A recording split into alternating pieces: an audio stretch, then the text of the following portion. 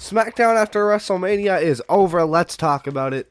The show kicked off with Jacob Fatu, who interrupted Roman Reigns on the previous episode of Monday Night Raw, and he was then interrupted by the Usos before he could get too much out. And the Usos tried to get Jacob to reconsider his decisions and to fall in line and acknowledge the OTC, the tribal chief, and join them so that they could dominate together, but Jacob refused, and the MFTs came out and interrupted him. I really hope Jacob isn't getting stuck in the MFT vortex again. Solo tried to get him to join the MFTs, that obviously didn't work. And Solo brought up the fact that Jacob was never able to beat him, so they announced a match between Jacob and Solo later that night. And I like that we're getting the entire family of the bloodline involved in this storyline. I don't want Roman to just constantly have title defenses against only bloodline members, but a good one or two where the entire bloodline is involved, I would really like. Next, we had a promo with Paige and Brie Bella. Paige was basically just said it's good to be back, and then they were interrupted by Charlotte Flair and Alexa Bliss, and they said, if you want to prove that you guys are so good and that you're back home, Paige, why don't you face us? So we had an impromptu tag match between Charlotte and Paige and Brie Bella. It was a solid match, but the main talking point of this match was the main roster debut of Fatal Influence. What a debut for Fatal Influence this was. I mean, they have been dominating NXT for a long time now, and all three of these ladies are going to be huge players in the women's division moving forward. And imagine debuting, taking out Paige, Brie Bella, and Charlotte Flair and Alexa Bliss. Imagine that's how you debut. And it gets better later in the night. I'm very excited to see Fatal Influence on the main roster. However, what the hell is NXT gonna do? In like the past 6 months, they lost Oba Femi, they lost Trick Williams, they lost Javon Evans, they lost Jordan Grace, they lost Lash Legend, they lost all of Fatal Influence. They're about to lose Ricky Saints, they're about to lose Blake Monroe. I mean, what are they gonna do? They lost Ethan Page, they lost Joe Hendry. I don't know what NXT is gonna do. Cody Cyborg Rhodes was back for this episode of SmackDown, and this didn't really do anything to advance any storylines regarding the WWE Undisputed Championship, but he did take a shot at TKO, saying to stop getting involved in his WrestleMania plans, because they are 0-3, which, yeah, he's definitely right. If you're wondering what the 3 are, it's them inserting The Rock, trying to take Cody's spot at WrestleMania 40, Travis Scott last year, and Pat McAfee this year.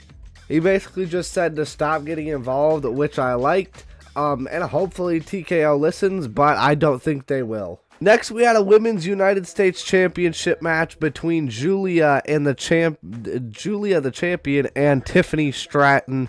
Just as I expected, this was a phenomenal match. There was a backstage interview, and it seemed like Julia and Kiana James were like pretty tense. Things were pretty tense between those two. So I think we're very soon getting the breakup of Kiana James and Julia, especially since Julia accidentally hit Kiana James, knocking her off the apron during the match, and Tiffany Stratton ended up winning because of it. This was absolutely the right decision. Yes, Julia could do great things with the title, but they don't give a fuck. They don't want to even try to make her do cool things. I mean, she had probably more tag matches than she did defend the title in her entire title reign. Or honestly, both of them combined. Hopefully, with it now being on a main event star like Tiffany Stratton, they actually give two shits about it and, you know, maybe book the title to get on some PLEs, especially with people like Blake Monroe getting called up. I mean, tell me a feud between Blake Monroe and Tiffany Stratton wouldn't be amazing. Very excited to see what Tiffany Stratton does with this title. And as for what's next for Julia, I have no earthly clue. I feel like, dude, I really don't know what they're gonna do. If they couldn't even book her with the title, imagine how badly she's gonna get booked without it. I don't know what Julia's gonna do. She is such an amazing talent, getting absolutely wasted by WWE. Let me know what you think could potentially be next for Julia, though. Next, we had a match between The Miz and Danhausen.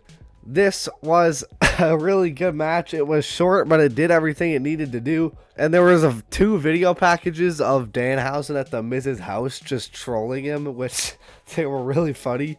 It was a fun match, and Danhausen cursed Kit Wilson and The Miz, and Pyro shot in their faces. And then that allowed him to those fireworks blinded The Miz. He was able to get the roll up and win. I love these Danhausen matches. We need to see more Danhausen matches. Let's talk about the 2 call-ups coming to SmackDown outside of Fatal Influence. We have Blake Monroe getting called up, coming soon.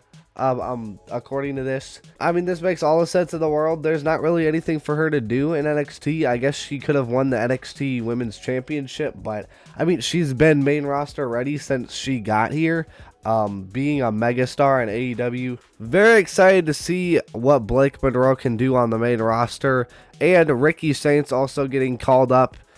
Ricky Saints has been one of my favorite characters on WWE TV recently, because he is such a good heel, and like, I really hope they keep him heel. He is hilarious as a heel, and I can't wait to see what they do with him on the main roster. Next, we had Trick Williams United States Championship celebration with Lil Yachty, unfortunately, and the Gingerbread Man himself. I mean, he was following him throughout the whole show. He had his own locker room. And then it was revealed that the Gingerbread Man was Sami Zayn. And this was just awesome. They're probably going to have a rematch at Backlash with Sami Zayn as a full-on heel now. I think he's a full-on heel at this point. And also, Lil Yachty was throwing money up in the air, and you can very clearly see in this picture, it was just a bunch of ones. So, you know, that's just awesome. That totally adds to the aura. Making it rain with $82. Hell yeah, Lil Yachty. And Sami Zayn hit the Helluva Kick with the gingerbread outfit on, which was just really funny to see. This was a really good segment, and I'm excited to see where this feud goes. Back to JC Jane's call-up. She interrupted Rhea effing Ripley, and her debut match on the main roster was against the biggest woman in all of women's professional wrestling, Rhea Ripley. We had an impromptu match between these two. I mean, WWE sees JC Jane as a megastar. I think a year or 2 ago, people saw her getting released, and now she is having matches with Rhea Ripley. Super happy for her and Fatal Influence. This is like the best possible way you can get called up. It was a good match. It ended up in a DQ by Fatal Influence. And they ended up just beating up Rhea Ripley, and Io Sky didn't even come out to make the save. I am very excited for this potential feud, though. It looks like we might be getting a 6-woman tag between Charlexa teaming up with Rhea Ripley going up against Fatal Influence, which would be an awesome match, quite frankly. Next, we had the main event match between Jacob Fatu and Solo Sikoa. And this match ended up being won by Jacob Fatu. Definitely the right decision, especially since he's going into a likely match with Roman Reigns. Gotta make him look strong going into that match. And I'm not joking, he took out the MFTs 4-on-1 completely by himself. He just obliterated the MFTs, which is awesome for Jacob Fatu. But the MFTs are just... they got buried. But, I mean, I guess you gotta do what you gotta do to make Jacob look really strong going into this title match. Or potential title match. Overall, I thought this was a pretty solid episode of SmackDown. Let me know your thoughts. I didn't mention it in the video, but we had a match between Arwepa and MFT for the tag titles, and Arwepa ended up retaining. which is definitely the right decision. And these weekly defenses is looking like what we're getting, and I love it. But otherwise, thank you so much for watching. Let me know what you thought of this episode of Smackdown. Thank you all so much for watching. Like and subscribe if you want, and